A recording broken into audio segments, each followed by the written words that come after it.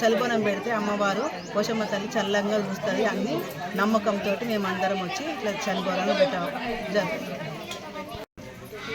రాత్రి అన్ని పనులు చేసుకొని అమ్మవారికి మంచి స్నానాలు చేసి నైటే అన్నం వండి మళ్ళీ మబ్బుల 4 గంటలకు లేచి మేము తెల్లవారుజామునే వచ్చి అమ్మవారికి నైవేద్యం పెట్టి పిల్ల పాపలు చల్లగా ఉండాలి, ఊరు చల్లగా ఉండాలని ఉద్దేశంతో మేము పోషమ్మకు బోనం వండవాలి, చలిబోనం వండాలి.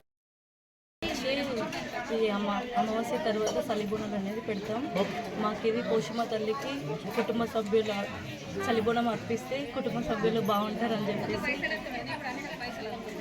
చెప్పండి. ఇట్లా పిల్ల